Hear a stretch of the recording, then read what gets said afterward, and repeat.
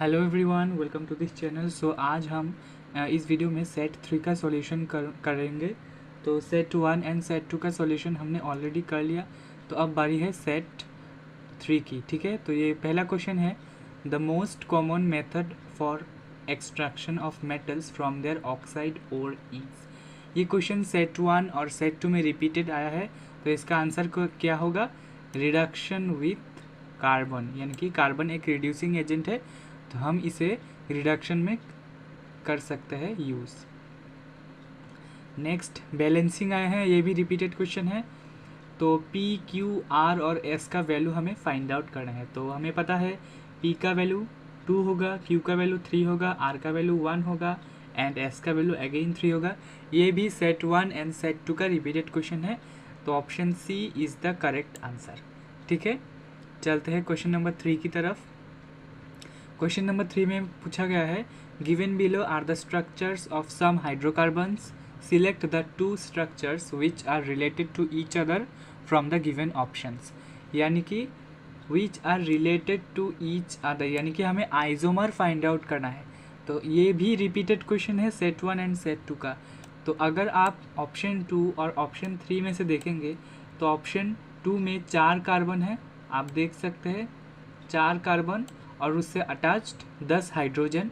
उसी तरह अगर आप ऑप्शन 3 में देखेंगे, यहाँ पर भी 4 कार्बन है और उससे अटैच्ड 10 हाइड्रोजन, यानी कि इसका मॉलिकुलर फार्मूला सेम है।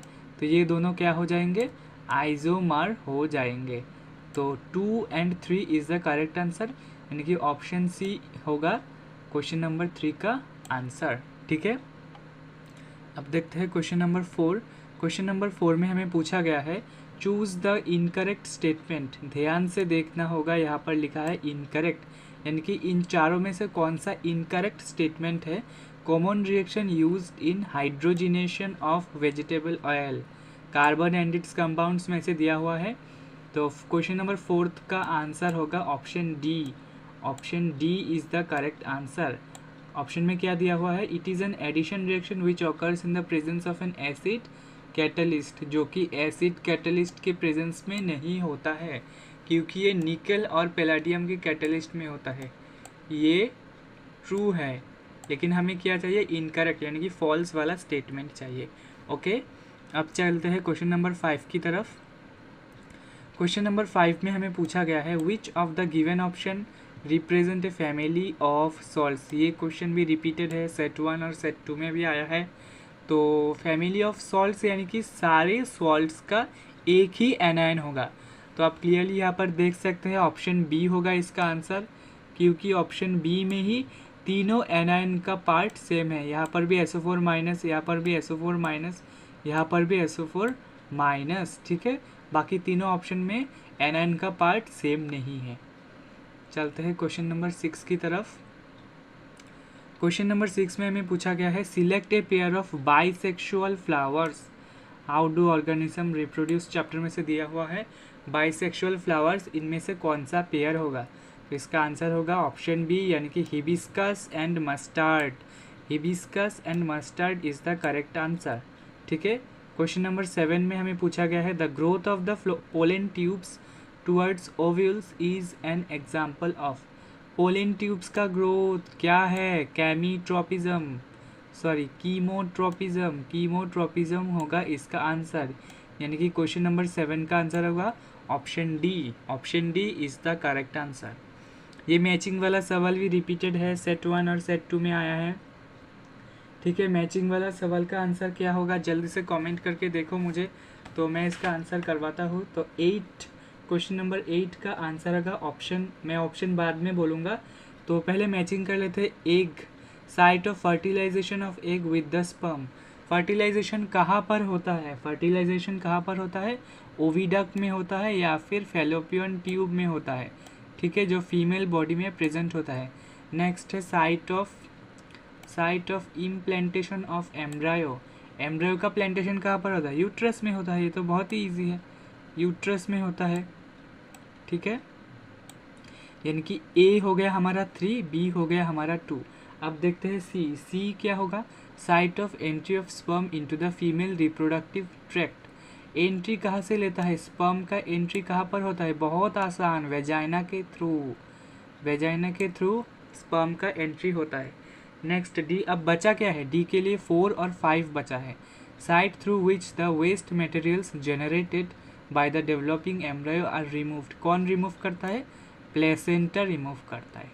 ठीक है, यानी कि ए हो गया 3, A3 कौन कौन से है, ये दोनों तो पहले ही कट चुके हैं, A3 नहीं है, तो ऑप्शन ए और सी तो नहीं होगा, ऑप्शन बी और डी में A3 दोनों है। B2 का हम कौन सा है, option number D is the correct answer, क्योंकि यहाँ पर B2 में मैचिंग हुआ है।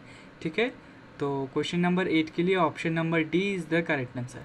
अब देखते हैं question number 9, the plant hormone present in greater concentration in the areas of rapidly dividing cells, cells जब डिवाइड होते हैं प्लांट में तो क्या करते हैं, ग्रो करते हैं, तो ग्रोइंग हार्मोन प्लांट में कौन सा है, cytokinin is the correct answer. Cytokinin growing hormone होता है प्लांट्स में। ओके, ये कंट्रोल एंड कोऑर्डिनेशन चैप्टर में से दिया हुआ है। अब देखते हैं question number 10, parasitic mode of nutrition is observed in, ये बहुत इंपॉर्टेंट क्वेश्चन है, बहुत आसान क्वेश्चन है, लाइफ प्रोसेस में से दिया हुआ है। कुस्कुटा, कुस्कुटा को हम और भी बोलते हैं अमर बेल, अमर बेल। ठीक है, अमर बेल। ओके, बहुत इंपॉर्टेंट क्वेश्चन था ये। 11 नंबर क्वेश्चन फिजिक्स में से आया है, a candle flame is placed in front of the reflecting surface of a convex mirror of focal length f, if the distance of the flame from the pole of the mirror is f, its image is formed। अब देखो convex है, convex mirror में image हमेशा form कहाँ पर होता है, focal length के हाफ डिस्टेंस पे, तो फोकल लेंथ और कहाँ पर हुआ है ये, in front of A reflecting surface, यानी कि कॉन्वेक्स मिरर हमेशा क्या फॉर्म करता है, वर्चुअल इमेज, ये हमेशा वर्चुअल इमेज फॉर्म करता है। वर्चुअल इमेज कहाँ पर होता है, बिहाइंड द मिरर, तो बिहाइंड द मिरर तो 3 केसेस है, लेकिन फोकस के हाफ डिस्टेंस में, तो option D is the correct answer. ठीक है, अब चलते हैं क्वेश्चन नंबर 12 में।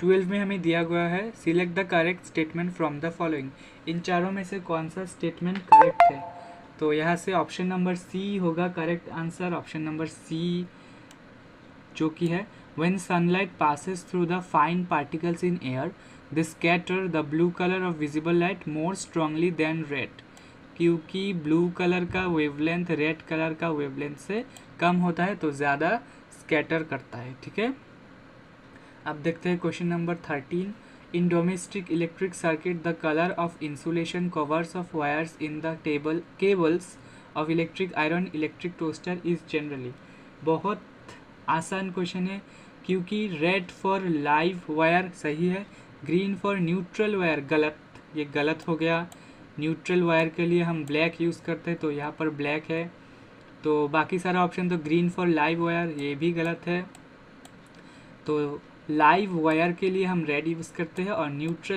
ठीक है, तो लाइव वायर के लिए हम रेड यूज़ करते हैं और न्यूट्रल वायर के लिए हम ब्लैक यूज़ करते हैं, तो option number B is the correct answer for question number 13।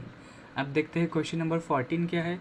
Question number 14 में पूछा गया है, the strength of magnetic field produced inside a long straight current carrying solenoid does not depend upon, किसके ऊपर depend नहीं करता, नंबर ऑफ टर्न्स के ऊपर डिपेंड करता है, सही है। डायरेक्शन ऑफ करंट, हाँ डायरेक्शन के ऊपर कैसे डिपेंड करेगा। मटेरियल ऑफ द कोर, ये भी बिल्कुल सही, डिपेंड करता है, और रेडियस ऑफ द कॉइल ये भी डिपेंड करता है, तो ऑप्शन कौन सा करेक्ट हो जाएगा, option B is the correct answer, जो कि है डायरेक्शन के ऊपर डिपेंड नहीं करता है। अब देखते हैं question number 15, which of the following statement is not true, इसमें भी नॉट ट्रू दिया है अबाउट ए बार मैग्नेट, तो कौन सा नॉट ट्रू हो जाएगा, option number D is the correct answer, क्योंकि the direction of magnetic field lines inside a bar magnet is from its north pole to south pole, north pole to south pole, क्योंकि south से north होता है, इसने तो उल्टा ही कर दिया, साउथ से नॉर्थ होता है डायरेक्शन, लेकिन यहाँ पर दिया हुआ है नॉर्थ से साउथ, तो ये गलत हो गया, तो option number D is the correct answer. अब देखते हैं question number 16। On other than the abiotic components which of the, ये भी रिपीटेड क्वेश्चन है, इसका आंसर हो क्या हो जाएगा आप लोग कमेंट में बताइए। 2 नंबर वाला सही है, 4 नंबर वाला सही है, तो 2 and 4 कहाँ पर है? 2 and 4 option number D is the correct answer. अब चलते हैं एजर्शन रीज़न में। एजर्शन रीज़न का बहुत इंपॉर्टेंट है क्योंकि ये बहुत ट्रिकी बनते हैं। Assertion, brass is prepared by first melting copper and then dissolved tin. अब भाई ब्रास कब से टिन से बनने लगा? ब्रास बनता है कॉपर एंड जिंक से, कॉपर प्लस जिंक, ठीक है। अब टिन में मिक्स करेगा तो ये तो गलत हो गया, एजर्शन फॉल्स है, तो कौन सा आंसर हो जाएगा? एजर्शन इज फॉल्स, यानी कि इसका डी होगा आंसर, 17 का डी होगा आंसर, ठीक है। अब देखते हैं question number 18। Assertion, use of jute bags for shopping reduces pollution. ठीक है, बिल्कुल सही है, पॉल्यूशन को ख़त्म करता है jute bags. Jute is biodegradable and it bags may be reused as and when needed. ये भी बिल्कुल सही है, दोनों सही है, रिलेशन भी है, तो क्या होगा? Both A and R is true and R is the correct explanation of A. तो option number A is the correct answer for question number 18। चलो ख़त्म हो गया, और 2 क्वेश्चन है।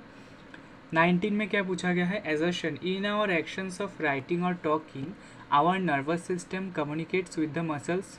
ट्रू है, कम्युनिकेट करे बिना हम बात नहीं कर सकते।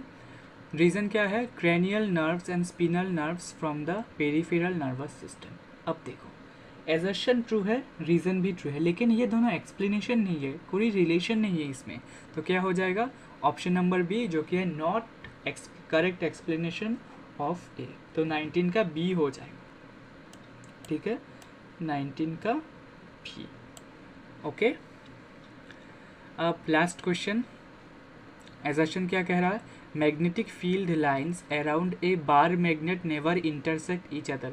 बिल्कुल सही है, क्योंकि अगर इंटरसेक्ट कर लिया तो इंटरसेक्टिंग पॉइंट पर मैग्नेटिक फील्ड का डायरेक्शन 2 हो जाएगा, जो कि पॉसिबल नहीं है।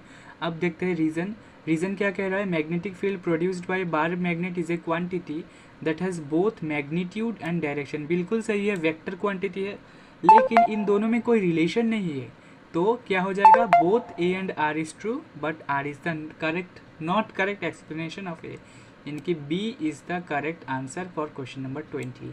वीडियो अच्छा लगा तो सब्सक्राइब कीजिएगा, एंड आपके कितने क्वेश्चन सही निकले वो मुझे कमेंट में बताइएगा, and thank you for watching, bye bye.